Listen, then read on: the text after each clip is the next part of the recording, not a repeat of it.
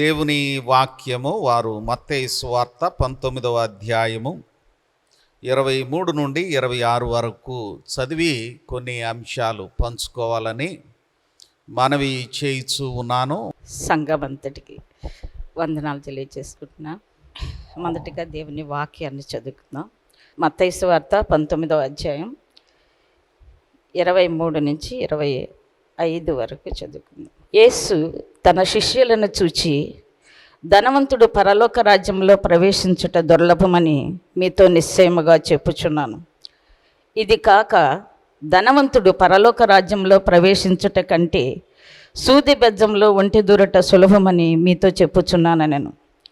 శిష్యులు ఈ మాట విని మిక్కిలి ఆశ్చర్యపడి, అలాగైతే ఎవడు రక్షణ పొందగలడని అడుగగా, యేసు వారిని చూచి, ఇది మనుషులకు అసాధ్యమే కానీ దేవునికి సమస్తము సాధ్యమని చెప్పాను. మొదటిగా దేవుని నామానికి వందనాలు, స్తోత్రాలు. దైవజనులకి సంఘమంతటికి కూడా వందనాలు తెలియజేసుకుంటున్నాను.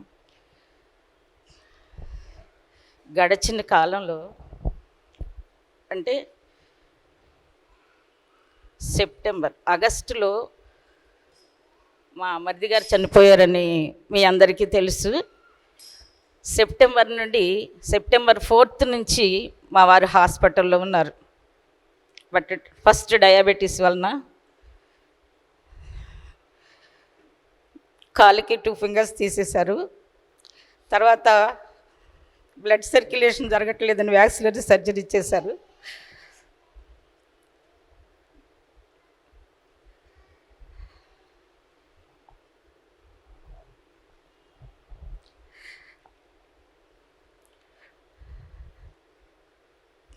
తర్వాత డ్రెస్సింగ్స్ చేస్తుంటే ఒకసారిగా ఆయనకి స్ట్రోక్ వచ్చింది.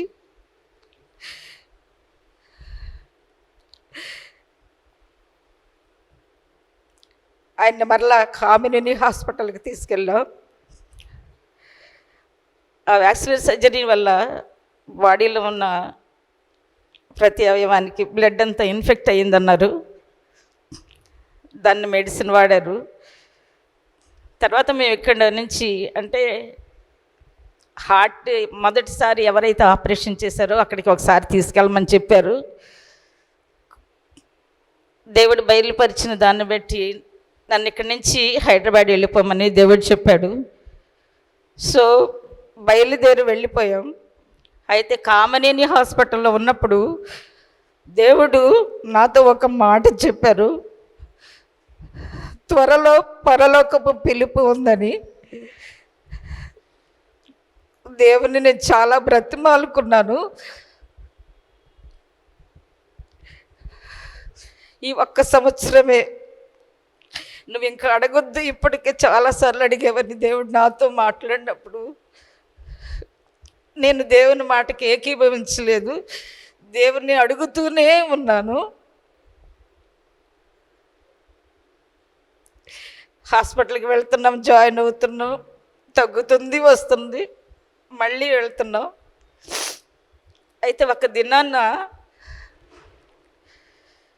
నాకు ఒక చెయ్యి మా ఆయన మెడకాయన్ని పిసికేస్తున్నట్టు కనిపించింది. అప్పుడు నాకైతే తెలియలేదు, కానీ పిల్లలందరూ నా చుట్టూనే ఉన్నారు, ఆయన చుట్టూనే ఉన్నారు.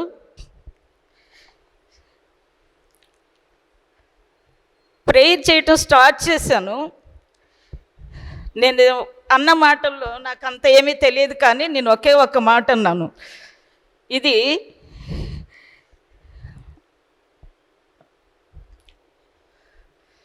నా యజమాని దేవుని సొత్తు, మీరెవ్వరూ నా యజమానిని తాకటానికి వీలు లేదు అని ఆ మాట మాత్రం నాకు వినిపించింది. తర్వాత నేను అన్నానని కూడా ఏమీ తెలియదు. తర్వాత నెక్స్ట్ డే ప్రేయర్ అయిపోయిన తర్వాత, బాబు ఏం చేయాలి అని అంటే, ఈరోజు 3 days ఫాస్టింగ్ ఉండాలని నువ్వు ప్రేయర్లో చెప్పావమ్మా అని బాబు చెప్పాడు. ఏం జరిగింది అసలు అంటే, నిన్న నువ్వు డెలివరెన్స్ ప్రేయర్ చేసావు మమ్మీ డాడీకి అనేసి అన్నారు. అయితే నేను చేసిన ప్రేయర్లో డెలివరెన్స్ అంటే యాక్చువల్గా ఆయనకి స్వస్థత కలగాలి. అయితే ఒక చీకటి ఆయన్ని బలవంతం చేయటం వలన డెలివరెన్స్ అనేది జరిగింది.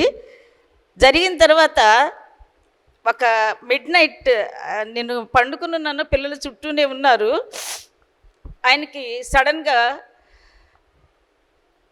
అప్పుడు కాదు అంటే కొంత టైం జరిగిన తర్వాత ఆయనకి బీపీ అసలు రికార్డ్ అవ్వలేదు, పల్స్ డౌన్ అయిపోతూ ఉన్నాయి. అమ్మలే నాన్నకి బాగాలేదు, హాస్పిటల్కి వెళ్తున్నామన్నారు. అప్పటికే వాళ్ళు అంబులెన్స్కి ఫోన్ చేశారు. తీసుకుని వెళ్ళాము. డాక్టర్ గారు ఇంకా తీసుకెళ్ళి పొండి అని అన్నారు. అయిపోయింది, తీసుకెళ్ళిపోండి అన్నట్టు మాట్లాడితే పిల్లలు బాగా ఏడుస్తామన్నారు. ఇదేంటి, దేవుడు నాకు టైం ఇస్తానన్నారు కదా, అప్పుడే ఏమవుతుందని నేను అలాగే ఆలోచిస్తూ ఉన్నాను. కొంత సమయం అయిన తర్వాత తీసుకెళ్ళారు. తర్వాత వెంటిలేటర్లో పెట్టారు. ఆ వెంటిలేటర్లో పెట్టిన తర్వాత 11 రోజులు వెంటిలేటర్లో ఉన్నారు రావు గారు. అయితే 8వ రోజున నాకు ఒక పెద్ద స్వరం వినిపించింది. నీతో నేను చెప్పాను కదమ్మా, విడుదల ప్రకటించు అని పెద్ద స్వరం వినిపించింది నాకు. అప్పుడు దేవా, నాకు 2 పిల్లలు ఉన్నారు కదా, వాళ్ళని నేను సెటిల్ చేయాలి కదా అని అంటే, 15 సంవత్సరాల నుంచి నువ్వు నన్ను అడుగుతూనే ఉన్నావు, నేను నీకు ఇస్తూనే ఉన్నాను, ఇంకా వద్దమ్మా, విడుదల ప్రకటించు అని అన్నారు. నేనైతే ప్రకటించలేనయ్యా, నీకేది ఇష్టమైతే, నీ చిత్తం ఏదైతే అది జరిగించని దేవుణ్ణి ప్రార్థన చేశాను. శనివారం నాడు సండే వెళ్ళి ఆయన దగ్గర నేను మామూలుగా ప్రతిరోజు బాబు, పాప వాళ్ళు, నేను కూడా వెళ్ళి వెంటిలేటర్లో ఉన్నా కూడా హాఫ్ అన్ అవర్ ప్రేయర్ చేసుకునే వాళ్ళం. వాళ్ళు కూడా మమ్మల్ని ఏమి అనేవాళ్ళు కాదు. అయితే నేను ఎప్పుడూ రోజు సైలెంట్గా ప్రేయర్ చేసుకుని వచ్చేదాన్ని. ఆ రోజు మాత్రం పెద్దగా ప్రార్థన చేశాను. ఎందుకు చేశానో తెలియదు.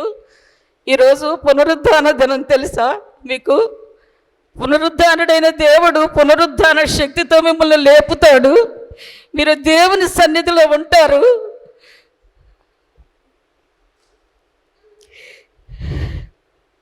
మా కొరకు నువ్వు అక్కడ ప్రార్థన చేయాలని నాకు తెలియకుండా నేనే ఆయనకి ప్రార్థన చేశాను అక్కడ. తర్వాత డాక్టర్స్ ఒకసారి చూసిన తర్వాత రౌండ్స్కి వెళ్ళి వచ్చిన తర్వాత మాతో మాట్లాడతారనమాట. అప్పటికి అమ్మా, ఇంకా మీరు సిద్ధపడండి అని డాక్టర్ గారు చెప్పారు. అలా అయినా 2 days ఉంచితే బాగుండు అనుకున్నాం. లేదమ్మా, ఒకవేళ అయితే ఈరోజు లేకుంటే రేపు అని అన్నారు. అప్పుడు నాకు భయం వేసి మా తమ్ముడికి ఫోన్ చేసి, నాన్న బాబుని అసలు కంట్రోల్ చేయలేకపోతున్నాం, కెవిన్ని పంపించమని చెప్తే కెవిన్ని పంపించారు. మా అక్క పిల్లలు వీళ్ళందరూ కూడా చాలా సపోర్ట్గా ఉన్నారు. అయితే ఎన్ని లక్షలు ఖర్చు చేసినా అయిపోయినాయి అనుకున్న సమయానికి వెంటనే డబ్బులు దొరికాయి. అప్పుడు నేనేమనుకున్నాను, దేవుని కృప ఇది, ఒకవేళ లేస్తారు అనేటువంటి ఆశతో ఉండేదాన్ని. కానీ దేవుడు మాట తప్పని వాడు కనుక విడుదల ప్రకటించమనగానే, నీ చిత్తం జరిగించని అడగగానే దేవుడు ఆయన్ని ఈ లోకాన్ని నుంచి నేను నా సన్నిధికి తీసుకుంటున్నప్పుడు నీకెందుకమ్మా బెంగ, నేను చూసుకుంటానని అన్నారు. ఆ ఒక్క మాటతో నేను దేవునికి వందనాలు చెప్పాను. జనవరి 30వ తారీఖున నా యజమాని మమ్మల్ని విడిచి దేవుని సన్నిధికి వెళ్ళారు.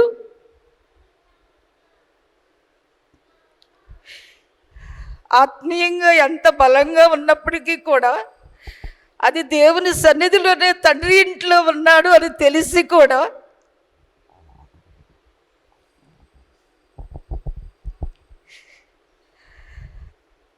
మరి ఎందుకో బాధపడుతూనే ఉన్నాను. మరి అది దేవుని చిత్తం కాదు. మా పిల్లలు కూడా చాలా ఏడుస్తూ ఉన్నారు. నా కుటుంబానికి, నా పిల్లలకి ఆదరణ కలగాలని సంఘమంతటిని ప్రార్థించమని కోరుకుంటున్నాను. ఆమె శ్రీమతి సులోచన శాంతి భూషణ్ గారు ప్రార్థన చేయాలని మనవి చేయుచున్నాను. ప్రభు నామని బట్టి మీ అందరికి నా వందనాలండి. వేదికను అలంకరించిన దైవజనులకి నా హృదయపూర్వక వందనాలు తెలియజేసిన చిన్న ప్రార్థన చేసుకుందాం. మహాపరిశుద్ధున్న ప్రేమ కలిగిన మా ప్రియ పరలోపు తండ్రి, నీ పరిశుద్ధ పాదములకు వందనములు, స్తుతులు, స్తోత్రములు చెల్లించుకుంటున్నామనయ్యా. గడిచిన కాలమంతయు మమ్మల్ని మీ రెక్కల చోటున భద్రపరిచి ప్రభువా, ఈ దినమున నీ సన్నిధిలో మమ్మల్ని కూర్చునడానికి మీరు ఇచ్చిన అవకాశమునకై మీకు వందనాలు చెల్లించుకుంటున్నాం ప్రభువా. అనేక మందికి లేనటువంటి ధన్యతను మీరు మాకందరికి అనుగ్రహించిన విధానానికే వందనాలు చెల్లించుకుంటున్నాం ప్రభా. అయ్యా, అనేక మంది బిడ్డలు ప్రభా, మా సంఘ బిడ్డలు నాయన మరి అనేకమైన బాధల్లో ఉంటుండగా ప్రభా, అటు బిడ్డల్ని మీరు జ్ఞాపకం చేసుకోండి ప్రభా. ముఖ్యంగా మెర్సీ రోజర్ గారి కుటుంబాన్ని బట్టి ప్రార్థిస్తున్నాం ప్రభా. అయ్యా, ఒకసారి జ్ఞాపకం చేసుకోండి ప్రభా. ఆ బిడ్డను మీ సన్నిధికి చేర్చుకున్నారు నాయన. మీ వాక్యంలో సెలవిచ్చిన రీతిగా ప్రభా, మరి నిన్ను సృజించిన వాడు నీకు భర్త అయి ఉన్నాడని నీ వాక్యంలో సెలవిచ్చిన రీతిగా ప్రభా, ఆ బిడ్డల్ని జ్ఞాపకం చేసుకోండి ప్రభా. ఈ లోకంలో మాకు సహాయం చేసేవారు ఎవరు లేనప్పటికీ ప్రభా, మేమందరము ఆశతో నీ వైపు చూచుచుండగా ప్రభా, నీ వాక్యంలో సెలవిచ్చిన రీతిగా కొండల తట్టు నా కన్నులెత్తుచున్నాను, నాకు ఎక్కడి నుండి సహాయము వచ్చును, యెహోవా వలనే నాకు సహాయము కలుగును అని నీ లేఖంలో సెలవిచ్చిన రీతిగా ప్రభా, ఆ వాక్యాన్ని ఆధారముగా చేసుకొని ప్రభా, మా జీవితాల్లో ప్రభా మేము ముందుకు కొనసాగడానికి ప్రభా, మా జీవిత కాలం అంతయు నీకు నమ్మకమైన పనిముట్లుగా సాధనములుగా నీ మందిరంలో నిలబడడానికి ప్రభా జ్ఞాపకం చేసుకోమని వేడుకుంటున్నాం ప్రభా.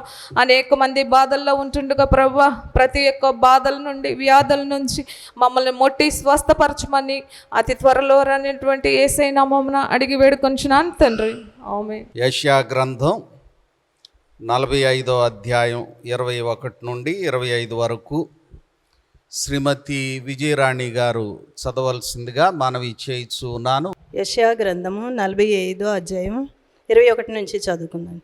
మీ ప్రమాణ వాక్యములు నా సన్నిధిని తెలియజేయుడి, జనులు కూడుకొని ఆలోచన చేసుకొందురుగాక. పూర్వకాలము మొదలుకొని ఆ కార్యము తెలియజేసిన వాడెవడు? చాలా కాలము క్రిందట దాన్ని ప్రకటించువాడెవడు? యెహోవానగు నేనే కదా, నేను తప్ప వేరొక దేవుడు లేడు. నేను నీతిపరునగు దేవుడను, రక్షించువాడను నేనే, నేను తప్ప మరి ఏ దేవుడునూ లేడు. భూదిగంతముల నివాసులారా, నా వైపు చూచి రక్షణ పొందుడి. దేవుడను నేనే, మరి ఏ దేవుడునూ లేడు. నా ఎదుట ప్రతి మోకాలు వంగుననియు ప్రతి నాలుకయు నా తోడని ప్రమాణము చేయననియు నేను నా పేరిట ప్రమాణము చేసి ఉన్నాను. నీతిగల నా నోటి మాట బయలుదేరి ఉన్నది, అది వ్యర్థము కానేరదు. యెహోవా యందే నీతి బలములున్నవని జనులు నన్ను గూర్చి చెప్పుదురు. ఆయన యొద్దకే మనుషులు వచ్చేదరు, ఆయన మీద కోపపడిన వారందరూ సిగ్గుపడుదురు. యెహోవా యందే ఇశ్రాయేలు సంతతి వారందరూ నీతిమంతులుగా ఎంచబడిన వారై అతిశయపడుదురు. ప్రభు తన పరిశుద్ధ వాక్యం మన వినికిడిలో దీవించునుగా. ప్రార్థన చేసుకుందాం. మమ్మల్ని మిక్కిలిగా ప్రేమించిన మా యేసయ్య నీకు వందనాలు ప్రభువా. ఎందరికో లేని మహాభాగ్యం మా బ్రతుకులు మా జీవితంలో మీరు ఇచ్చారు, మీకు వందనాలు ప్రభువా.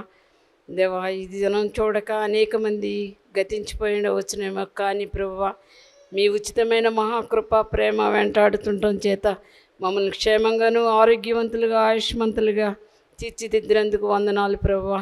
ఇది కేవలం మీ కృపే కానీ ప్రభువా, మా యొక్క ఘనత కాదు, గొప్పతనం కాదు ప్రభువా. మేము ప్రభువా కేవలం నీకు లోబడిన వారిగా సిద్ధపరచమని బ్రతిమలాడుకుంటున్నాం ప్రభువా.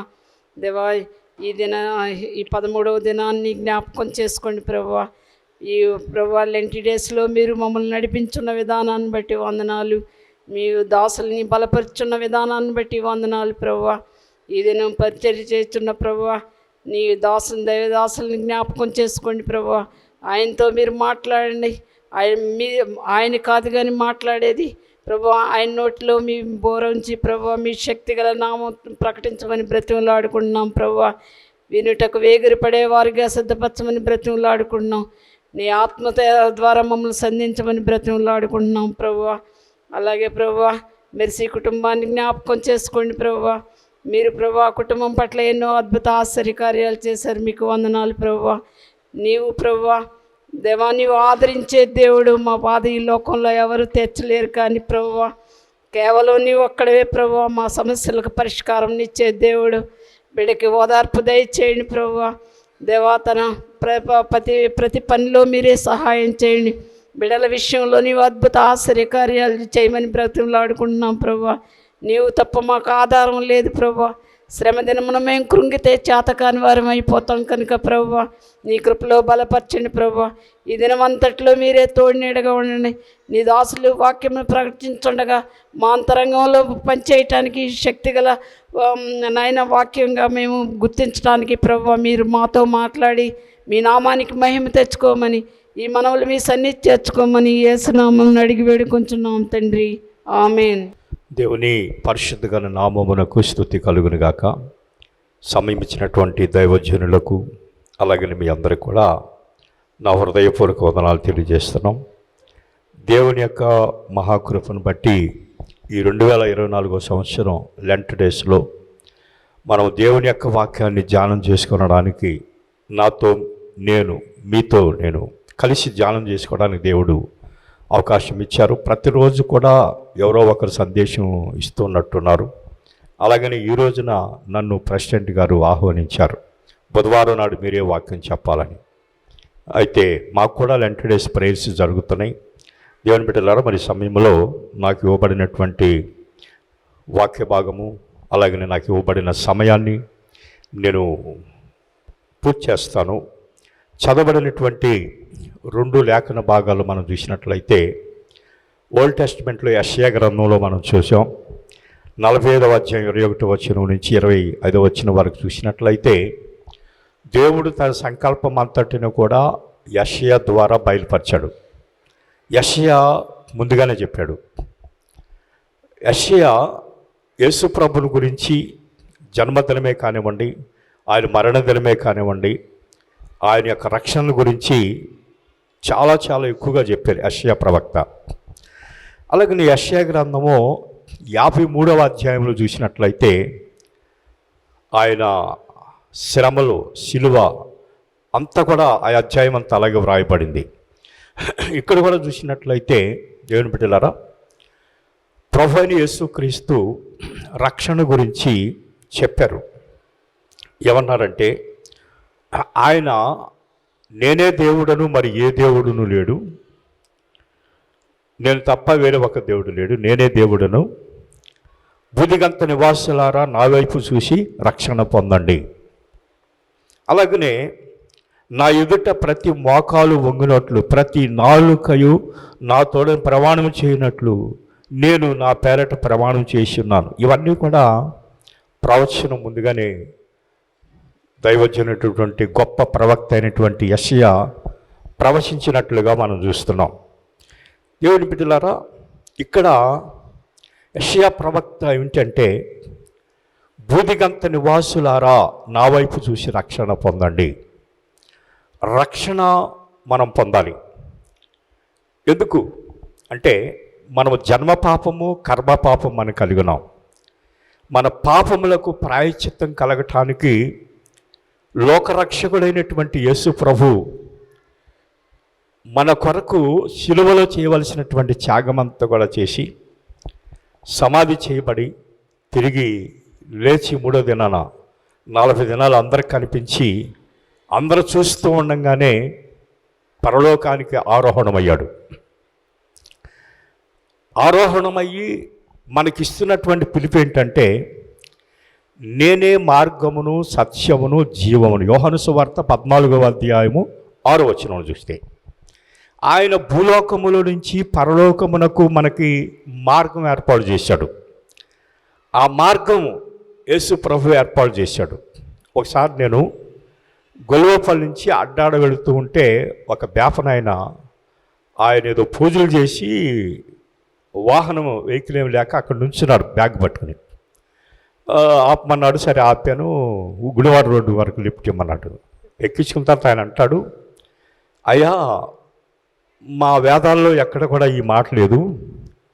యేసు ప్రభు అంటాడు, నేనే మార్గమును సత్యమును జీవమును, నా ద్వారా తప్ప తండ్రి వద్దకు ఎవరు లేరు అని అంత గొప్ప మాట మీ యేసు ప్రభు చెప్పాడు. నిజంగా నాకు యేసు ప్రభు అంటే చాలా విశ్వాసం అండి. నాకు వచ్చేటువంటి ఈ పప్పు దినుసులు కందిపప్పులు ఇవన్నీ వస్తాయి, నేను పాషగాలు పంపిస్తానండి మా ఊళ్ళో అని చెప్పుకొచ్చాడు. ఎందుకంటే ఆయన సాక్ష్యం చెప్తున్నాడు. ఎందుకనంటే భూలోకములో నుంచి పరలోకానికి మార్గం వేసింది ప్రభుని యేసుక్రీస్తు మాత్రమే. ఆ మార్గం వేసి ఆయన చెప్తున్నాడు ఈ మాట, నేనే మార్గమును సత్యమును. దేవుని బిడ్డలారా, అది ఎవరు చెప్పగలరు చెప్పండి? అది చేసినవాడు చెప్పగలడు. ఈ మోక్షానికి మార్గం ఎవరు వేయలేదు, మోక్షానికి మార్గం వేశాడు ఆయన. అలాగే ఒకప్పుడు మన సివిసిఎన్సి మిషనరీలు వచ్చి వాళ్ళు స్థాపించింది ఉయ్యూరు క్రిస్టియన్పేటలో. 9 మంది బాప్తిసం పొందారు. ఆ చరిత్ర బుక్లో ఉంది. ఏడుగంట వాళ్ళు ఉన్నారు, మట్ట వాళ్ళు ఉన్నారు, మా ఇంటి పేరు వాళ్ళు, కొమ్ముగూరు వాళ్ళు ఉన్నారు. ఓల్డ్ టెస్ట్మెంట్ ఈ చరిత్ర బుక్లో నేను చూశాను. వాళ్ళు అక్కడ సంఘాన్ని స్థాపించారు. నేను ఉయ్యూరు క్రిస్టియన్పేటలో 10 years పనిచేసినప్పుడు నేను చరిత్ర చూశాను, తెలుసుకున్నాను, కానీ ఈ మాట నేను అనలేదు. ఇప్పుడు ఏమంటున్నారంటే మొదటి చర్చి అంటున్నారు దాన్ని, ఉయ్యూరు ప్రథమ చర్చి అంటున్నారు దాన్ని. అయితే అక్కడ సంఘాన్ని స్థాపించినప్పుడు ఈ వంతెనలు లేదంటే ఈ బ్రిడ్జిలు లేవు. అప్పుడు నాకు తెలిసిన వరకు 1981లో నేను ఉయ్యూరు క్రిస్టియన్పేటలో పనిచేసినప్పుడు ఇక్కడ ఏదో ఒక్క వంతెన ఉండేది, ఇంకా అటు ఏమి లేవు. బల్లకట్టు ఉండేది అక్కడ.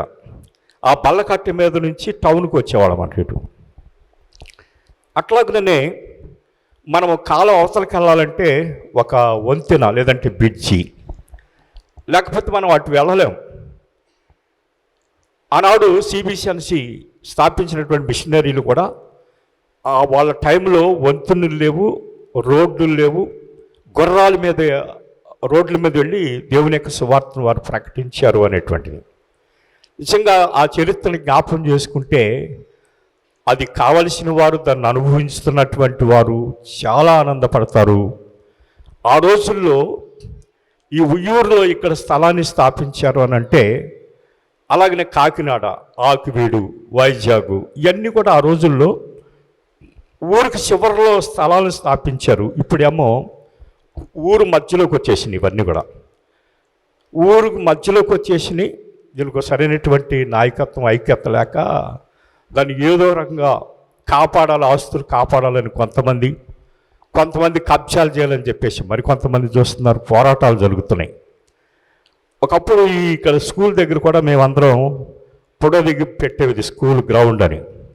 నిన్నగా మొన్న కూడా ఇక్కడ మీటింగ్ పెట్టేసి దీని మీద కొన్ని వదంతులు మేము వింటున్నాం. దీని మీదకి ఏమాత్రం రాకోకుండా ఉండాలని ఇక్కడ 150 సంవత్సరాలు చరిత్ర కలిగినటువంటి సంస్థ 150 సంవత్సరాల యొక్క పండుగ చేసుకోవాలనేటువంటి ఉద్దేశంతో ఇక్కడ కృష్ణా అసోసియేషన్ అనేటువంటిది, ఈ కృష్ణా జిల్లాలో ఉన్నటువంటి 5 ఫీల్డ్ కౌన్సిళ్ళు కలిసి చేయాలనేటువంటి నిర్ణయించుకుని దీన్ని కమిటీలు వేసి ఆ పని సాగుతుంది. వచ్చి స్థలాన్ని కూడా మేము సర్వే చేసి మీటింగ్ ఎక్కడ పెట్టాలో అవన్నీ కూడా చూసాం. మిమ్మల్ని వాక్యం చెప్పమంటానికి పిలిస్తే ఇవన్నీ ఎందుకని మీరు అనొచ్చు. ఎందుకంటే నేను 43 సంవత్సరాల మట్టి సంస్థలో నేనున్నాను. సంస్థల గురించినటువంటి భారం నాకు తెలుసు కాబట్టి నేను చెప్పగా మానలేను. అయితే 150 సంవత్సరాల చరిత్ర మీకు అందరికీ తెలిసే ఉంటుంది, మీకు ప్రకటనలు అయిపోయి ఉంటాయి. మార్చి 9వ తారీఖున మన చర్చిలోనే ఈ గ్రౌండ్లో, స్కూల్ గ్రౌండ్లో 2000 మందికి పైగా వార్షికోత్సవం చేయాలని చెప్పేసి పూనుకుని దీని గురించి పనిచేస్తున్నాం. మీరు అందరూ ప్రార్థన చేస్తున్నారు. ఘనంగా జరపాలని చెప్పేసి మీరు అందరూ ప్రార్థన చేయవలసినదిగా మనం చేస్తున్నాం. దేవుని ప్రజలారు, ఇక్కడ చదవబడినటువంటి నాకు ఇవ్వబడిన వాక్య భాగం ఏంటంటే పరలోకము. ఏమండి, పరలోకము ఇక్కడ చదవబడినటువంటి వాక్య భాగం మనం చూసినట్లయితే మత్తయి సువార్త 19వ అధ్యాయము 23వ వచనం చూసినట్లయితే, యేసు తన శిష్యులను చూసి, ధనవంతుడు పరలోక రాజ్యములో ప్రవేశించుట దుర్లభమని మీతో నిశ్చయముగా చెప్పుచున్నాను. ఇదియుగాక ధనవంతుడు పరలోక రాజ్యములో ప్రవేశించట కంటే సూది బెజ్జములు ఒంటి దూరుట సులభమని మీతో నిశ్చయముగా చెప్పుచున్నాను అని అంటున్నాడు.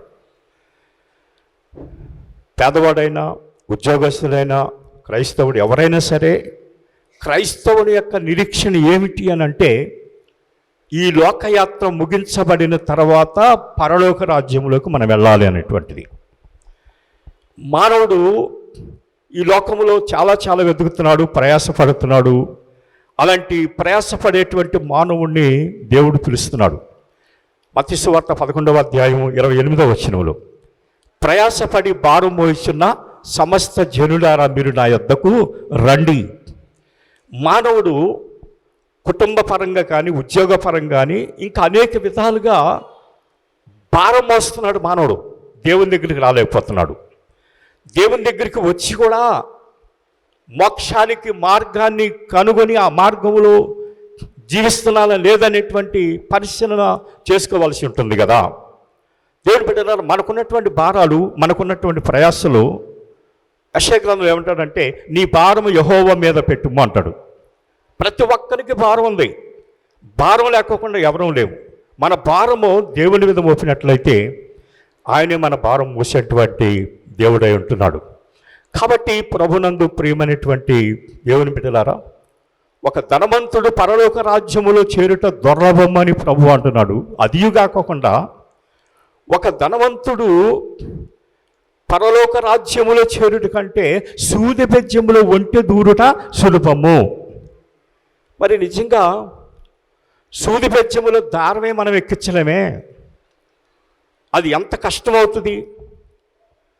ధనం అనేటువంటిది పరలోకానికి అడ్డు. పరలోకానికి అడ్డు ఇంకా చాలా ఉన్నాయి. ఈరోజు మన అంశం ధనాన్ని గురించే కాబట్టి. మరి ఈ విధంగా అయితే పరలోక రాజ్యము ఎవరు చేరతారు ప్రభు, ఎవరికి మానవుడికి ఎలా వీలు పడుతుందని శిష్యులు యేసు ప్రభుని అంటున్నారు.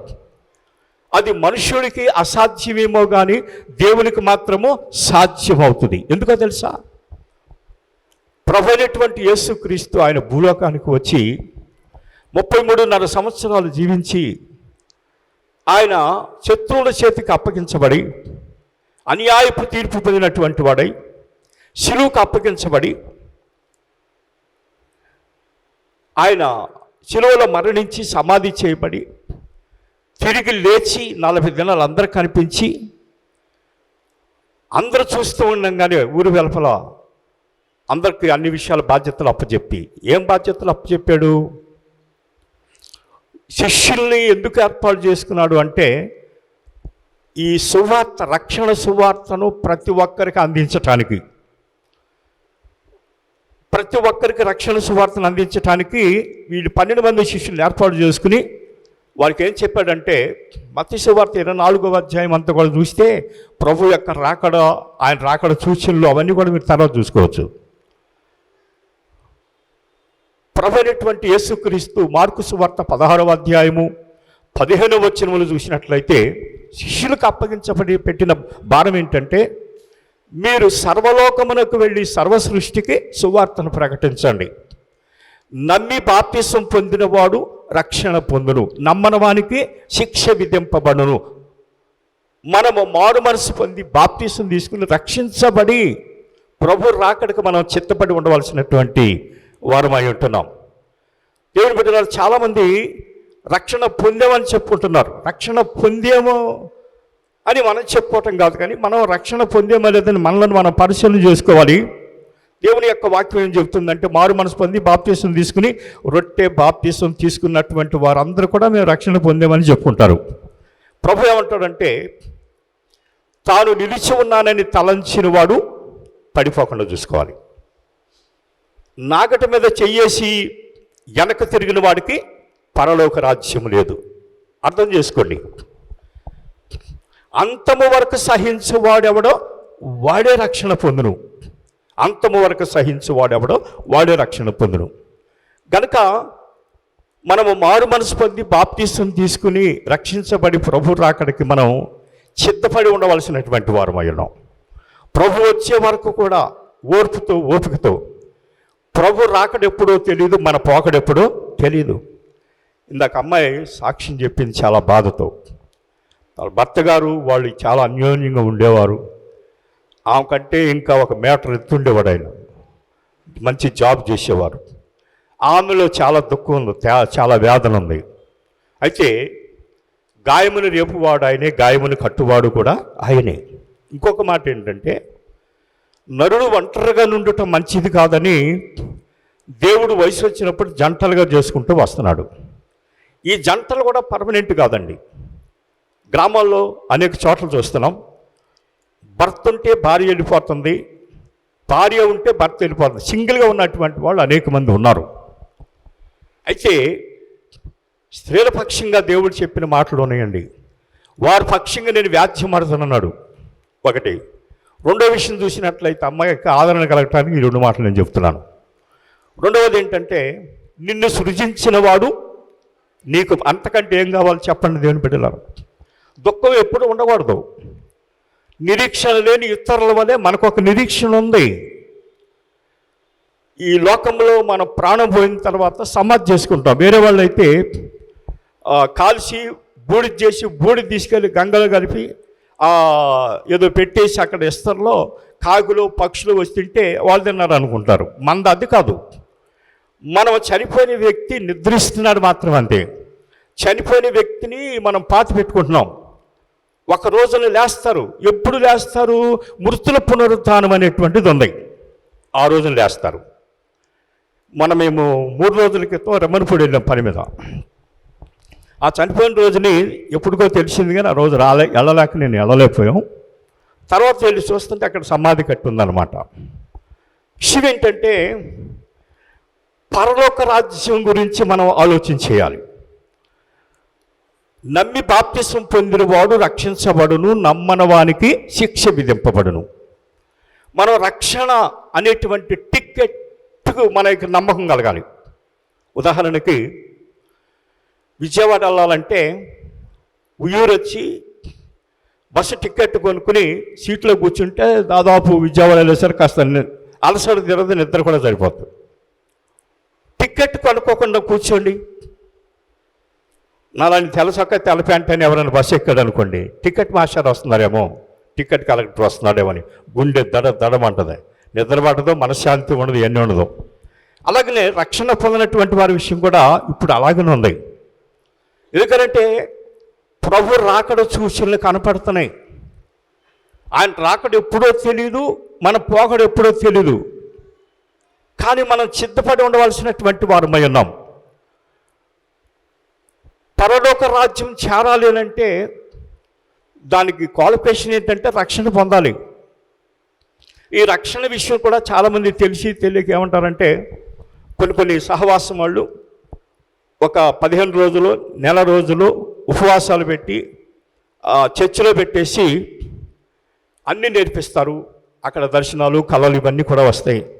ఆ నెల అయిన తర్వాత వాళ్ళని బ్యాండ్ మేళంతో ఇంటికి తీసుకెళ్ళి రక్షణ పొందారని చెప్పేసి చెప్తారు. మళ్ళీ కొంతకాలం, సంవత్సరానికి మళ్ళీ మామూలు అయిపోతూ ఉంటారు. వాళ్ళని నెల రోజులు ఉపవాసాలు పెట్టి అందులో పెట్టి వాళ్ళని మాటలు నేర్పించి అన్నీ చేయటం వల్ల వచ్చేది ఏమిటి అని అంటే, మేము ట్రైనింగ్ చేసేటప్పుడు కూడా ఒక పెద్ద ఆయన వచ్చాడు. ఈ స్టూడెంట్స్ని ఉపవాసాల్లో పెట్టమంటున్నాడు దేవుడు అని చెప్పి వచ్చాడు. సరే, ప్రిన్సిపాల్ గారు ఒప్పుకున్నాడు. రేషన్ తగ్గుద్ది కదా, 3 రోజులు రేషన్ తగ్గుద్ది ఎట్టన్నా కనుక ఇస్తే, ఇంకా ప్రిన్సిపాల్ గారు ఇదే సమయం అని చెప్పేసి ఆయన టూర్ వెళ్ళిపోయాడు. ఈయన పెద్ద ఆయనకి అప్పచెప్పాడు. అప్పచెప్తే వాళ్ళు మమ్మల్ని, అప్పుడు మాకు చిన్న వయసు, ఆకలి ఎక్కువ, 3 రోజులు ఉపవాసం అనేసరికి మాకు దడ వచ్చేసింది. ఆయన చెప్పిందంతా చేయాలి, ఆయన ప్రకారంగా నడవాలి. ఇంకా ఆయన ఏదో నేర్పిస్తున్నాడు. ఇంకా పైగా ఇంకోటి ఏమన్నాడంటే, వీళ్ళకి ఆనాడు అపోస్తులకి పరిశుద్ధాత్మ రాక మునుపు ఎలా ఉన్నారు, పరిశుద్ధాత్మ వచ్చిన తర్వాత గొప్ప కార్యాలు చేస్తారు కాబట్టి వీళ్ళకి పరిశుద్ధాత్మ రావాలి అని నినాదం పెట్టాడు మా ప్రిన్సిపాల్ గారు. పెట్టినప్పుడు ఏమన్నారంటే, అప్పుడు ఆయన వచ్చేసి ఇంకా ఏదో భాషలు నేర్పిస్తున్నాడు. భాషలు నేర్పిస్తుంటే నా పక్కన మా ఫ్రెండ్ ఆనంద్ జ్యోతి అని ఆయన ఎగిరిపోతున్నాడు. నన్ను కొడుతున్నాడు వచ్చి, యేసుదాసు నేను నిన్ను వాడుకోబోతున్నాను అన్నాడు. యేసుదాసు నిన్ను వాడుకోబోతున్నాను అన్నాడు. నా పేరు యేసుదాసు, కొమ్ముకూరి మా ఇంటి పేరు. అంటున్నాడు అని. ఇక అప్పుడు నేను ఒక తోపు దోశాను, ఇదంతా రాంగ్ అని. నేను ఎందుకు చెప్తున్నానంటే ఈ విషయాన్ని, చాలామంది దైవజనుడికి సరైనటువంటి జ్ఞానం లేక ఆ జ్ఞానంలోని వీళ్ళని నడిపిస్తున్నారు. విలేజెస్ ఇప్పుడు ఎలాగున్నారంటే, సంఘాల్లో ఆకర్షించుకోవాలని భోజనాలు పెడుతున్నారు. ఎక్కడ భోజనాలు పెడితే అక్కడికి వెళ్తున్నారు. తర్వాత కొంచెం మాట వింటున్నారు అనగానే వాళ్ళని తీసుకెళ్ళిపోయి ఎక్కడో చోట బాప్తీసం ముంచేస్తున్నారు, వాళ్ళు మామూలు అయిపోతున్నారు. అలాంటి వారికి రక్షణ ఎలాగుంటుందో చెప్పండి దేవుని బిడ్డలారా. ప్రభువైన యేసుక్రీస్తు శిష్యులకి పెట్టిన భారం, 12 మంది శిష్యులు, మీరు సర్వలోకమునకు వెళ్ళండి. మన దేశానికి వచ్చింది ఎవరో మీకు తెలుసు, తోమా. అలాగనే దేవుని యొక్క వాక్యం వింటున్నటువంటి మనము రక్షించబడాలి. మారు మనసు పొంది బాప్తిసం తీసుకుని బలారం తీసుకుంటూ ప్రభు యొక్క రాకడ కొరకు మనం సిద్ధపడవలసినటువంటి వారమై ఉన్నాం. పరలోక రాజ్యం చేరాలి. దేవుని బిడ్డలారా, మత్తయి సువార్త 6వ అధ్యాయం 33వ వచనం చూడండి ఒకసారి. మత్తయి సువార్త 6:33.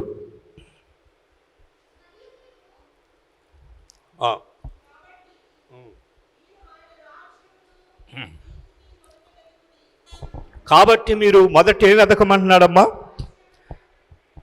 ఆయన రాజ్యాన్ని వెతకమంటున్నాడు. ఆయన మన దేవుణ్ణి తెలుసుకున్న తర్వాత ఎన్ని సంవత్సరాలు అయింది, ఎంతకాలం అయింది, మనం ఎంత ఖర్చు పెడుతున్నాం, దశంభాగాలు ఇస్తున్నామా, ప్రథమ ఫలాలు ఇస్తున్నామా, మన పేర్లు మైకలు చదివించుకుంటున్నామా అనేటువంటిది కాదు. కానీ దేవుని యొక్క మందిరంలోకి వచ్చిన తర్వాత దేవుని రాజ్యాన్ని వెతకాలి. మనల్ని మనం పరిశీలన చేసుకోవాలి. ప్రభు అన్ఎక్స్పెక్టెడ్గా వస్తాడు. ఆయన దొంగ వలె వస్తానన్నాడు. ఆయన అనుకోని రీతిగా వస్తానన్నాడు. ఆయన వచ్చేసరికి మనం చిత్తపాటు కలిగి ఉండాలి. దేవుని బిడ్డలారా, మనకి ఎవరు రక్షణ ఇచ్చారు? ప్రభుని యేసుక్రీస్తు మాత్రమే రక్షణ ఇచ్చాడని యెషయా గ్రంథంలో మనం చెప్పాను నేను దాకా. కనుక మనము రక్షించబడాలి. రక్షించబడితే దేవుని రాజ్యానికి మనం ఎత్తపడతాం. యోవేలు గ్రంథం 2వ అధ్యాయము 16వ వచనంలో ఏముందంటే, అంతఃపురములో నుంచి పెండ్లి కుమారుడు, గదిలో నుంచి పెండ్లి కుమార్తె రావలెను. అంతఃపురం అనగా పరలోకం నుంచి ప్రభు దిగి రావాలి మధ్యాకాశానికి. గది అనగా సంఘం అనే గదిలో, సంఘములో చేర్చబడాలి. చర్చి, నేను ఒకటే చెప్తున్నా, మీకు బాధ వచ్చినా సరే ఉన్నమాట, చర్చికి వచ్చినంత మాత్రం మనం పరలోక రాజ్యానికి వెళ్ళాం. పదవులు ఉన్నంత మాత్రంలో మనం పరలోక రాజ్యానికి వెళ్ళాం. ఈ సంఘం అనే గదిలో చేర్చబడిన తర్వాత అపోస్తుడైనటువంటి పేతురు పరిశుద్ధాత్మ పొందుకున్న తర్వాత ఆయన వాక్యం చెప్పాడు పునరుత్థానాన్ని గురించి. వాళ్ళు భయపడిపోయి 3000 మంది బాప్తిసం తీసుకున్నారు. 3000 మంది బాప్తిసం తీసుకుని వాళ్ళు చేసేది ఏంటిది? పదవులు కాదు, ఏమండి, అధికారాలు కాదు, లేదంటే పేర్లు కాదు, గొప్పలు కాదు. అక్కడ వాళ్ళు అపోస్తుల బోధ యందును చెప్పాలి. మీరు తల్లి సంఘం కాబట్టి నేను రెఫరెన్స్ అయితే టైం చాలు. వీరు అపోస్తుల బోధ యందును, సహవాసమందును, రొట్టె విరిచట యందును, ప్రార్థన చేయటి యందును ఎడతెగక నిత్యం ఉండాలండి, నిత్యం ఉండాలి. దేవుని పిల్లారా, సంఘములో చేర్చబడాలి. నేను చెప్తాను దయచేసి. మనము సమాజంలో నుంచి త్రోసివేయబడాలి. సంఘంలోకి రావాలంటే, సంఘములో చేర్చబడాలి అని అంటే మారు మనసు పొందిన బాప్తిసం తీసుకోవాలి. మారు మనసు బాప్తిసం తీసుకున్న తర్వాత మనందరం చిన్నపిల్లలం అవ్వాలి.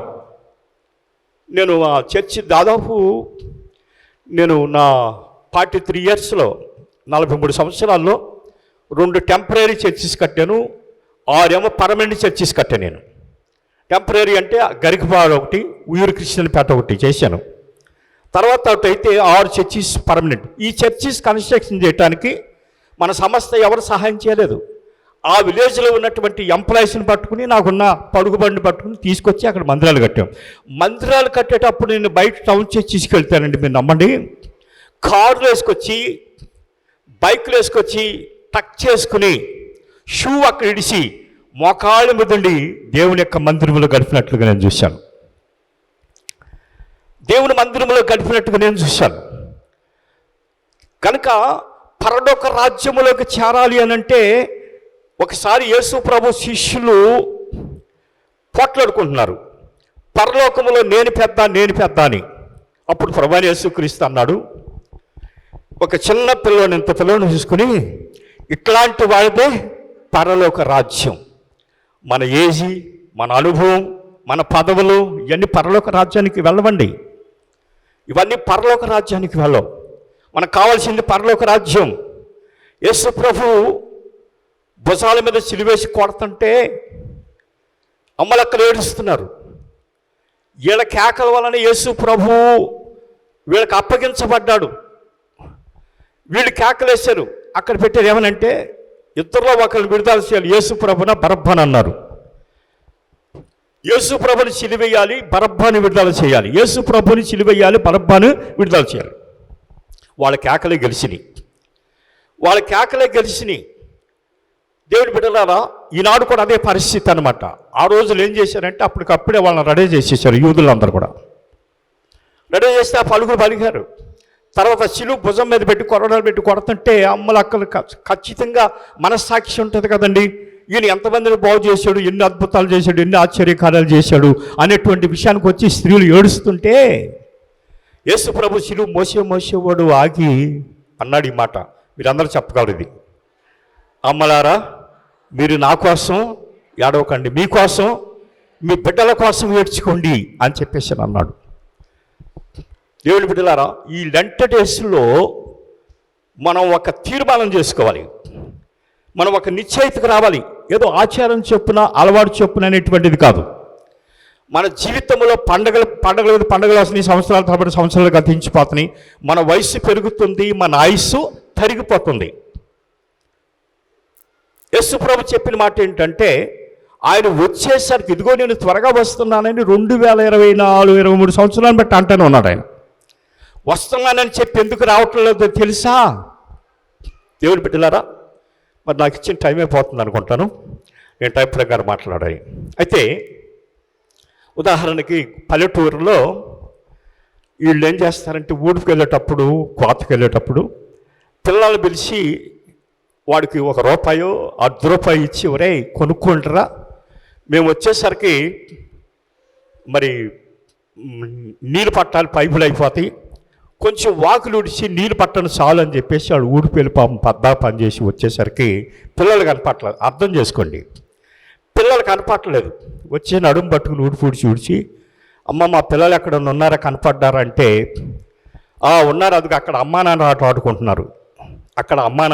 ఆట ఆడుకుంటున్నారు, ఎవరిడో కనీసం వాడికి ₹1 ఇచ్చాను, వాకులోడో లేదు, నీళ్ళు అయిపోయినాయి, కొండలన్నీ ఖాళీగా ఉన్నాయి. ఒరే ఎక్కడరా అంటే వాడు అమ్మా నాన్న ఆట ఆడుకుంటున్నాడు. రారంటే రావట్లా. ఒరే నేను వచ్చానంటేనా, యేసు ప్రభు కూడా అదే, ఇదిగో నేను త్వరగా వస్తున్నానని చెప్పి ఆలస్యం చేస్తున్నాడంటే నీ కొరకు నా కొరకు మనం పరలోకానికి సిద్ధపడ్డామా లేదా? పరలోకానికి సిద్ధపడకపోతే ఆయన వస్తే మన పని చాలా కష్టమవుతుందన్నమాట. అరే పిలిస్తే వాడు రావటం లేదు. దగ్గరికి వెళ్ళిపోయి ఏంటరా మీరంటే, అన్నయ్యేమో నానంట, చెల్లేమో అమ్మ అంట. ఏమంటిది? గిద్దలాట, అమ్మ నానాట. అప్పుడు తల్లి కోపం వచ్చి ఇద్దరిని టపటప జరిసి వాళ్ళు కట్టుకున్న బొమ్మడిలు కాలుతో తన్ని చంద్రగోళం చేసేసి వాళ్ళ జుట్టు పట్టుకు లాక్కొచ్చింది. మన విషయం కూడా అంతే. ఆనాడు నోవహు కాలంలో దేవుని బిడ్డలారా, ఇంతకాలము మరి నోవహు ద్వారా చెప్పిస్తే ఎవరు వెళ్ళలేదు.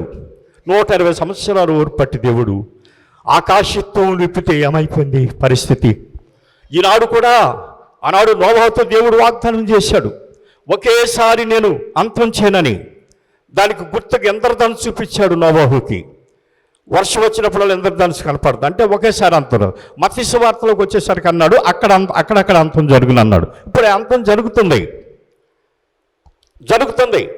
యేసు ప్రభువుగా నేను త్వరగా వస్తున్నాను అని అంటే సిద్ధపడినటువంటి వారు సిద్ధపడి ప్రభు రాజ్యం కోసం ఎదురు చూడాలనేటువంటి దానికోసం ఇదిగో నేను త్వరగా వస్తున్నానని ప్రభు చెప్తున్నాడు.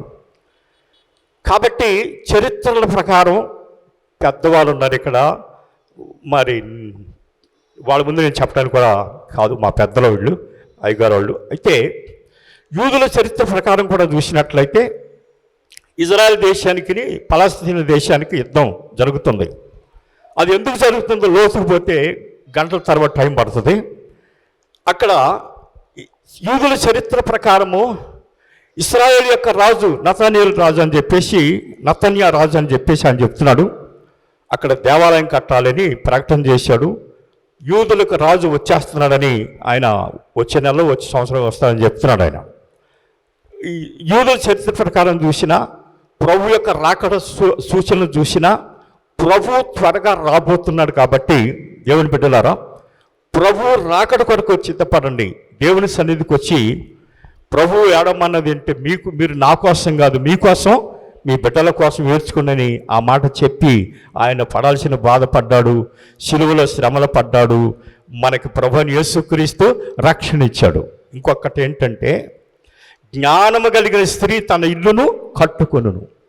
జ్ఞానము కలిగిన స్త్రీ, సామెతల గ్రంథం 31వ అధ్యాయం 21వ వచనంలో చూసినట్లయితే, ఆమె తన ఇంటికి చలి తగులునని ఆమె భయపడదు. ఆమె ఇంటి వారందరూ కూడా రక్తవర్ణ వస్త్రములు ధరించుకున్నారు. ఆమె పెనిమిటి దేశ పెద్దలతో కూడా పేరుకొనినటువంటి వాడై ఉన్నాడు మన ప్రభువు యేసుక్రీస్తు. ఆమె ఇంటి వారికి చలి అంటే తీర్పు ఉన్నదని భయం ఆమెకు లేదు. జ్ఞానము కలిగిన స్త్రీ తన ఇల్లును కట్టుకొనును. జ్ఞానం కావాలి. నువ్వు ఏ చర్చిలో ఉన్నా, ఒక ఇంట్లో 4 పిల్లలు పుడితే 4 పేర్లు ఉంటాయి. ఈ క్రైస్తవ్యము సువార్త ప్రకటించబడటానికి సంఘాలు పేర్లు ఉండొచ్చేమో కానీ, మా సంఘం గొప్ప, మా సంఘం గొప్ప అని చెప్పుకోవటం కాదు. కానీ ప్రభు చెప్తున్నాడు, జ్ఞానం కలిగిన స్త్రీ తన ఇల్లును కట్టుకొనును. నువ్వు ఏ చర్చిలన్నా ఉండు, నీ భర్త కోసం, నీ బిడ్డల కోసం, నీ భార్య కోసం, నీ బిడ్డల కోసం నువ్వు జ్ఞానం కలిగి దేవుని మందిరానికి వచ్చి రక్షించబడితే అయితే ప్రభు ఎప్పుడు వస్తారో నీకు తెలియదు. ఆయన వచ్చినప్పుడు నువ్వు ఎత్తపడడానికి అది వీలవుతుంది. ఒక ధనవంతుడు పరలోక రాజ్యం చేరట దుర్లభము. ఒక ధనవంతుడు పరలోక రాజ్యములో చేరుట కంటే సూది బెజ్జంలో ఒంట దూరుట సులభం అంటున్నాడు. మరి ఏం చేద్దాం? మన ధనాలన్నీ, మన ఆస్తులన్నీ ఏం చేద్దాం చెప్పండి దేవుని బిడ్డలారా. గమనించండి, అవి పరలోకానికి అడ్డు అని చెప్పేసి ప్రభు చెప్తున్నాడు. మధ్య పంటలు బాగా పండినాయి. ఒక ధనవంతుడు పంటలు బాగా పండితే ఆ పంటలన్నీ కూడా కొట్లో కూర్చుకుని ఎవరికైనా చెప్తే అప్పు అడుగుతారేమని చెప్పేసి ఎవరికి చెప్పకుండా ఆ కొట్ల దగ్గర మంచం వేసుకుని చెప్పుకున్నాడంట. ఏమని? నా ప్రాణమా తినుము, త్రాగుము, సుఖించుము. ఎవరంటున్నారు? ఇవ్వడండి. ఓరి వెర్రివాడా, ఈ రాత్రికి నీ ప్రాణాన్ని పిలిస్తే నీ ధనమేమవును కదా. నిజంగా దేవుని బిడ్డలారా, గ్రామాల్లో, విలేజెస్లో, సిటీలో చూస్తే మహానుభావులు ఎంతమంది వెళ్ళిపోయారు. ఎన్నో వేల మ్యారేజ్ చేసాం, ఎన్నో వేలకు సమాధులు చేసాం. వాళ్ళే బళ్ళు అవుతున్నాయి, బళ్ళే వాళ్ళు అవుతున్నాయి. ఏం పట్టుకుని పోలేము. దేవుని బిడ్డలారా, మనము రక్షించబడాలి. ప్రభు రాకడికి సిద్ధపడి ఉంటే, ప్రభు రాకడ ఆలస్యమైనా పర్వాలేదు, తొందరగా వచ్చినా పర్వాలేదు.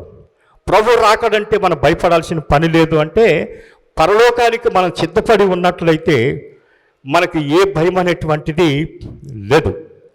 కాబట్టి దయచేసి గమనించండి, ఈ లోకములో మానవుడు ప్రయాసపడుతున్నాడు. దేవుని బిడ్డలారా, ఆత్మహత్యలు, అకాల మరణాలు, భయంకరమైనటువంటి మరణాలు, చదువుకోలేక, సంసారం చేసుకోలేక, అప్పులు తీర్చలేక, తప్పించుకోవడానికి మెడకూరు పెట్టుకోవటమో, ఏడుని తాగటమో, పురుగుల మందు తాగటమో ఇవి చేస్తున్నారు. తప్పించుకుందాం అనుకుంటున్నారు. కానీ మృతుల పునరుత్థానం ఉందే. ఇక్కడ 2 భాగాలు నేను ముగిస్తాను. 2 భాగాలు. బ్రతుకున్నటువంటి వాళ్ళు ప్రభు రాకడికి సిద్ధపడి ఉంటే మహిమ దేహం ధరించుకుని ఎత్తపడతారు, వీళ్ళు ఇక్కడే ఉండిపోతారు. సిద్ధపాటు లేనటువంటి వారు బుద్ధి లేని కన్యకలాగా ఉంటారు. తర్వాత సమాధి చేయబడినటువంటి వారు ఒకవేళ చనిపోతే సమాధుల్లో ఉన్నటువంటి వారికి 2 పునరుత్థానాలు కనపడుతున్నాయి. ఒకటి జీవ పునరుత్థానము, రెండవది తీర్పు పునరుత్థానం. జీవ పునరుత్థానానికి లేపబడిన వారు, ఈ బ్రతికి ఉన్నటువంటి వారిలో ఎత్తబడిన వారు, వీళ్ళందరూ కూడా ప్రభు సన్నిధికి వెళ్తారు.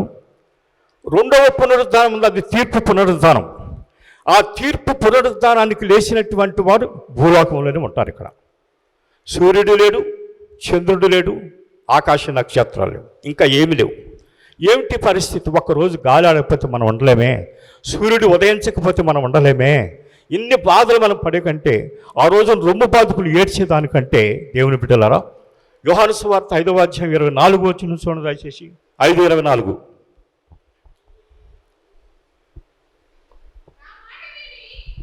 నా మాట విని నన్ను పంపిన వాని యందు విశ్వాసం ఉంచేవాడు నిత్య జీవము కలిగినటువంటి వాడు. వాడు తీర్పులోనికి రాక మరణములో నుంచి జీవములకు దాటి ఉన్నాడని మీతో నిశ్చయముగా చెప్పుచున్నాను. అర్థం చేసుకోండి దేవుని బిడ్డలారా, ప్రభువైన యేసుక్రీస్తు మాట్లాడుతున్నాడు. నా మాట విని నన్ను పంపిన వాని యందు విశ్వాసం ఉంచి ఉన్నవాడు నిత్య జీవం కలిగిన వాడే. వాడికి తీర్పు లేదు, నరకం లేదు. తీర్పు తర్వాత నరకం, అగ్ని ఆరదు, పురుగు చావదు. కనుక మనము తీర్పులోనికి వెళ్లకుండా ఉండాలి. తీర్పులోనికి వెళ్ళామా రెండో మరణం అనేది తప్పదు. అది ప్రభు మార్గాన్ని కనుగొన్నట్లయితే తీర్పు మనం పొందకపోదుము. ఎప్పుడు లెక్కలు అప్పుడు, ఎప్పుడు విషయాలు అప్పుడు చెప్పేసుకుంటే అది కష్టం అనిపించదు. కనుక మన జీవితంలో తప్పించుకుని పోతాము అనటానికి వీలేదు. దేవుడు లెక్క అడుగుతాడు. సముద్రం ఎంతమంది మింగిందో సముద్రం అప్పచెప్పాలి. పాతాళంలో ఎంతమంది ఉన్నారో పాతాళం అప్పచెప్పాలి. అగ్ని చేత ఎంతమంది కాలిపోయారు అగ్ని అప్పచెప్పాలి. మెడకూరలు పెట్టుకుని ఎంతమంది పోరు, అవన్నీ మరణాలు దేవుని దగ్గరికి అప్పచెప్తే ఇలాగ తీర్పు జరుగుతుంది. ఇటువంటి వాడికి అందరికి తీర్పులోకి మనం వెళ్ళకూడదు.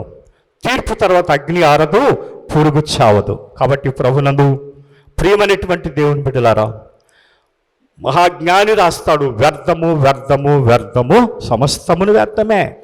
సూర్యుని కింద జరుగుతున్న పాటు వల్ల వానికి వచ్చే లాభం ఏమిటి? ఏమీ లేదు. అలెగ్జాండర్ చక్రవర్తి రాజ్యాలన్నిటిని కూడా జయించి ఆయనకు ఒక జ్ఞానం వచ్చింది. ఏమిటంటే నేనేం పట్టుకుని పోలేను కదా. అప్పుడు తెలుసుకుని ఆయన అన్నాడంట, బ్రతికుండగానే ఆయన సమాధి పెట్టెలో పెట్టినప్పుడు చేయి బయట పెట్టమన్నాడంట. చేయి బయట పెట్టమంటే పెట్టారు. అట్లాగే తీసుకెళ్తుంటే చెయ్యి ఎలాగ ఊగుతుందంట. అంటే ఏంటి? నేనేమి పట్టుకుని పోవటం లేదు. కాబట్టి ప్రభునందు ప్రియమైనటువంటి దేవుని బిడ్డలారా, ఇక్కడ ధనాన్ని గురించే చెప్పాడు. తాగుడైనా సరే, ఇంకా వ్యభిచారమైనా సరే, నరహత్య అయినా సరే, ఇవన్నీ ఉన్నవాడు పరలోక రాజ్యంలోకి చేరడు. నాకు ఇచ్చిన ఈ అంశం కాబట్టి ఈ అంశం మీద కొన్ని విషయాలు మీకు నేను చెప్పాను. కాబట్టి ఈ సమయంలో ఈ లెంట్ డేస్లో మనం ఏది అడిగినా చెప్పగలుగుతాం. అయ్యగారు ఎన్ని రోజులు బ్రతుకుతారు మీరంటే దానికి ఎవరం కూడా సమాధానం చెప్పలేం. దేవుని బిడ్డలారా, కనుక ఆయన రాకడకు ముందే, మనం పోకముందే మన పరలోక రాజ్యాన్ని సంపాదించుకోవాలి. ఈ లోకములో ఆస్తులు, అంగుబలాలు, పదవులు ఇవన్నీ ఊరికే ఇలా టెంపరీ మాత్రమే. నిజంగా మొన్న మధ్య నేను ఒక ప్రసంగం ఏంటంటే నాకే చాలా భయం వేసింది. నేను తీసుకున్న బాప్టిజం ఎటువంటిది? మరి నేను పరలోక రాజ్యానికి చేరుకుంటానా లేదా? నేను ఒక్కడనే చేరితే నా కుటుంబం అంతా రారు. ఎవరన్నా ఒక్కడో రక్షించబడితే అందరూ రారు. ఈ రక్షణ అనేది, పరలోక సిద్ధపాటు అనేది ఎవరికి వారే జీవించవలసి ఉంటుంది.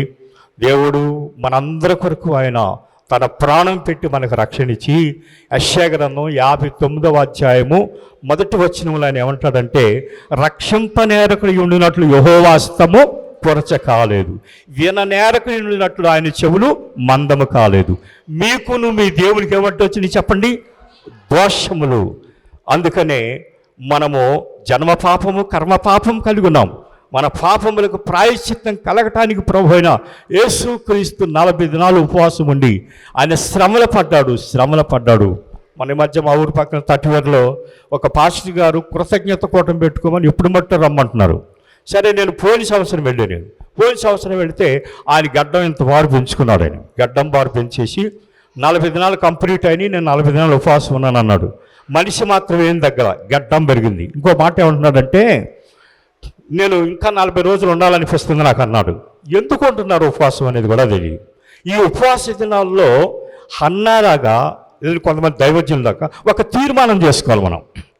మనకి జటిలమైనటువంటి సమస్యలు, మనకు పరిష్కారం కానటువంటి విషయాలు, అనారోగ్యాలు, వీటన్నిటి విషయంలో దేవుని దగ్గర మనం నిర్ధారణ చేసుకుని ప్రార్థన చేస్తే ప్రభు అంటున్నాడు, అడుగుడి మీకు ఇవ్వబడును, తట్టుడి మీకు తీయబడును అని అంటున్నాడు. కాబట్టి ప్రభునందు ప్రియులారా, ఈ 2024 సంవత్సరంలో ప్రభు రాకడ సూచనలు భయంకరంగా ఉన్నాయి. ఆయన రాకడ సూచనలు ఆయన త్వరగా రాబోతున్నాడు. కాబట్టి పరలోకానికి నువ్వు సిద్ధపడ్డావా లేదా అనేటువంటి విషయాన్ని నిన్ను నువ్వు పరిశీలన చేసుకోవాలని దేవుడు ఈ రాత్రికాల సమయం నీతో మాట్లాడుతున్నాడు. నీ క్షేమ కాలంలోనే, దుర్దినములు నీకు రాకమునిపే, వీటి యందు నాకు సంతోషం లేదని ఒకరోజు చెబుతావు. ఆ రోజు రాకమునిపే, వర్షం కురిసిన తర్వాత మేఘములు మరలా రాకమునిపే నువ్వు దేవుని వైపు తిరుగు. ప్రభు అంటున్నాడు, నీవు నా తట్టు తిరిగిన ఎడల నేను ఈ సంవత్సరమైనా సరే పర్వాలేదు, ఇప్పుడైనాను మీరు ఉపవాసం ఉండి కన్నీరు విడిచిస్తూ దుఃఖించు తిరిగి నా ఎద్దకు రమ్మంటున్నాడు ప్రభు. కాబట్టి క్రైస్తవుడైనందుకు బాధ అనుభవించిన ఎడల వాడు ఆ పేరు బట్టే దేవుని మహిమపరచవలెను. క్రైస్తవునికి బాధలే, శ్రమలు, ఇబ్బందులే. కనుక దయచేసి నేను ముగిస్తున్నాను. దేవుని బిడ్డల, పరలోక రాజ్యంలో ఎవరు చేరగలుగుతారు? ఒక ధనవంతుడి గురించే నేను ఈరోజు మాట్లాడాను. ఇంకా అనేక విషయాలు ఉన్నాయి. ఒక ధనవంతుడు పరలోక రాజ్యం చేరాలంటే చాలా కష్టం. సూర్యపద్యంలో ఒంటి దూరట స్వరూపం అంట ఒక ధనవంతుడు పరలోక రాజ్యములు. మరి ఇక్కడ ఉన్నటువంటి వాళ్ళు మరి ఆ విషయాన్ని పరిశీలన చేసుకుని, దేవుడు ఈ అంశాన్ని ఎందుకు ఈ రోజున మనకిచ్చాడు, ఎందుకు దేవుడు మనతో మాట్లాడాడు, మనల్ని మనం పరిశీలన చేసుకుని ఇక్కడ విడిచిపెట్టి వెళ్ళిపోవటం కాదు, కానీ ఇంటికెళ్ళి మళ్ళీ పటకల మీద కూడా అమరు వేసుకుని మనం వస్తా ఏం పట్టుకు రాలేదు, వెళ్తా ఏం పట్టుకుని పోలేము, ఎంతమందినో చూస్తున్నాం. కాబట్టి మనల్ని మనం పరిశీలన చేసుకుని ఇవన్నీ మనకు కాదు, పరలోక రాజ్యం మనకు కావాలి.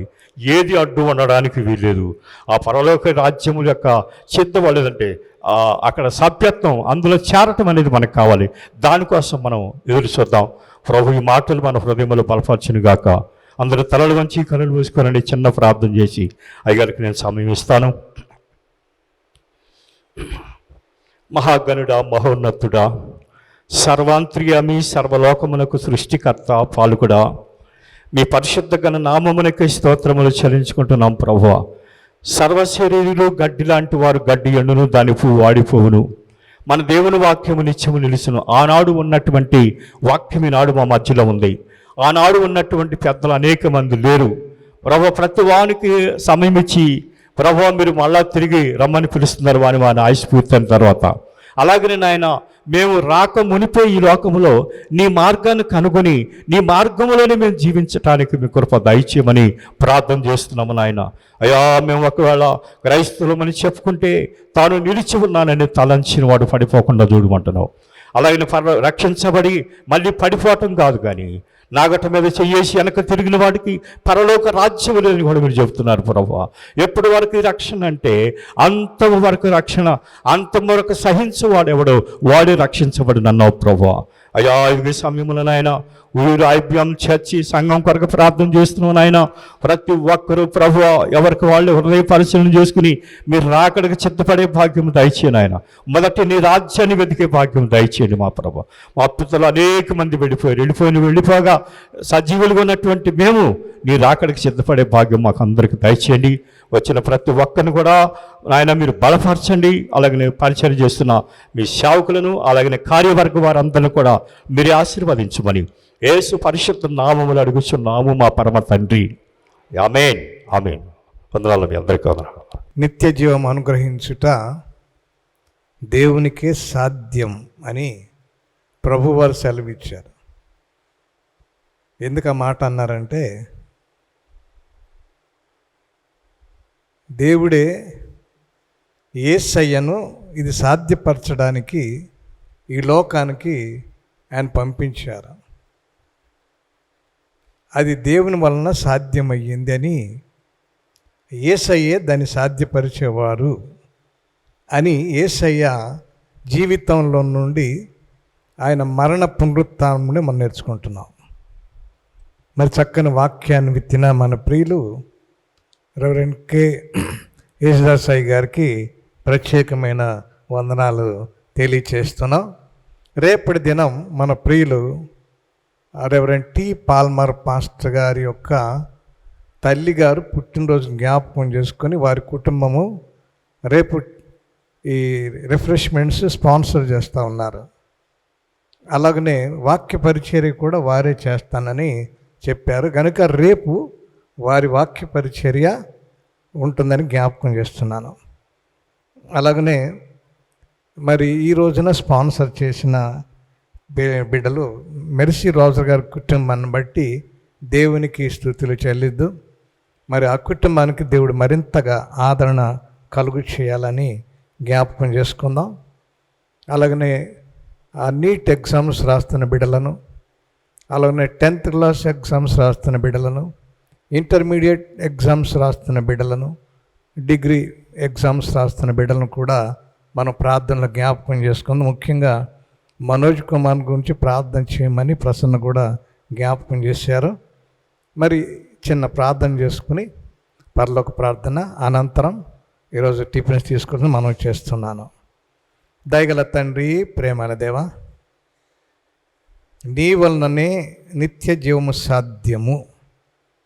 ఎందుకనగా మా పాపములు, అపరాధములు అవరోధములుగా ఉన్నప్పుడు నీ రక్తము వాటిని శుద్ధిపరిచి నిత్య జీవమునకు వారసులుగా చేసి ఉన్నదని నీకు స్తుతులు, స్తోత్రాలు చెల్లిస్తున్నాం. ఈ శ్రమల దినాల్లో యేసయ్య మరింతగా నిన్ను ధ్యానించులాగున నీ కృప అనుగ్రహించండి తండ్రి. ఈ సమయంలో ఎగ్జామ్స్ రాస్తున్న బిడ్డలను కృపతో జ్ఞాపకం చేసుకునండి.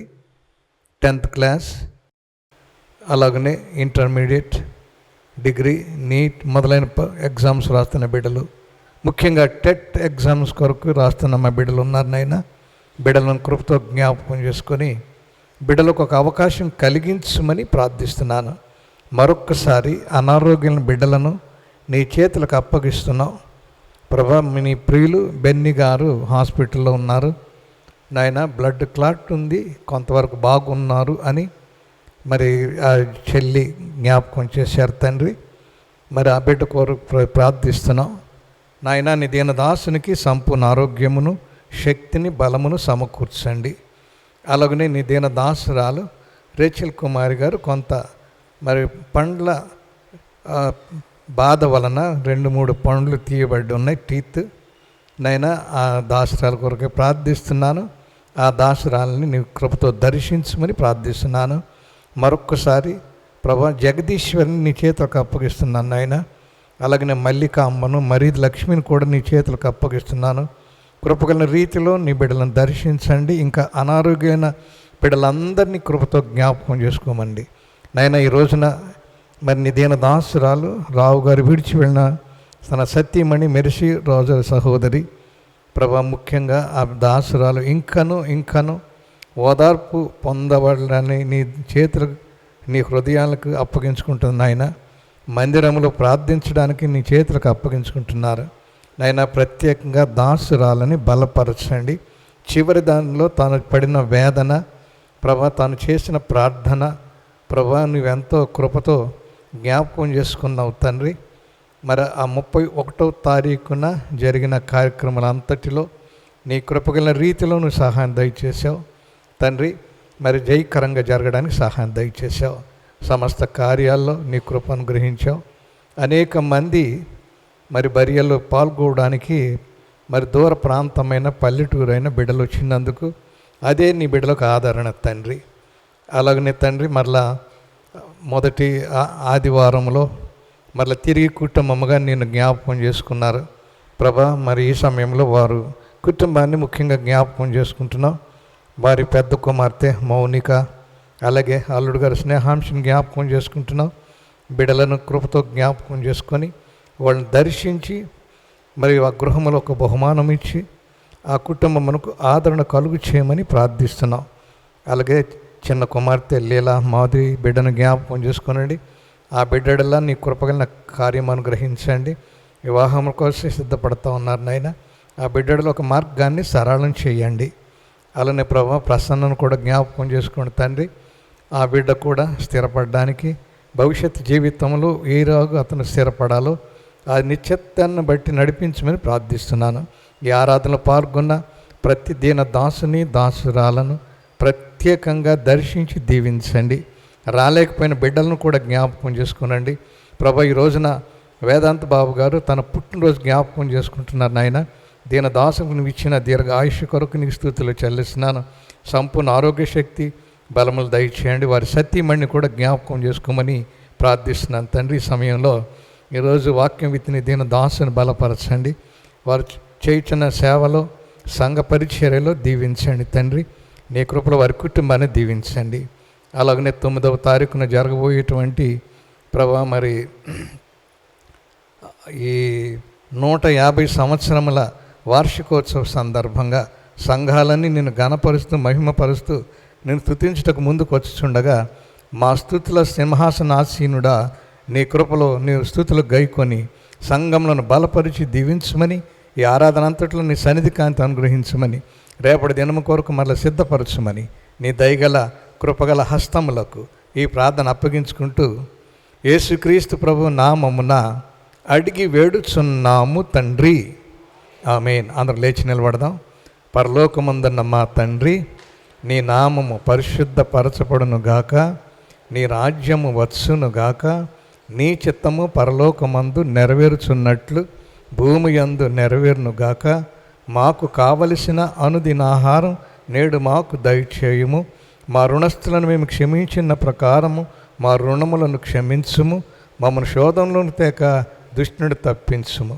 రాజ్యము, బలము, మహిమ నిరంతరము నీవైనావు తండ్రి, ఆమేన్. మన పరమ తండ్రి అయిన దేవుని ప్రేమయు ఆయన కుమారుడు మన ప్రియరక్షకుడైన యేసయ్య కృపయు పరిశుద్ధాత్మనిచ్చే దీవెన శుభములు సంతోషములు ఈ ఆరాధనలు నీ స్తుతించి ఘనపరిచిన ప్రతి బిడ్డకును ప్రభు విచారములో నుండి కోలుకుంటున్న మెర్సీ రోజర్ గారి కుటుంబమునకు ఇప్పుడు ఎల్లప్పుడు తోడయుండి నడిపించును గాక. Amen, amen. God bless you.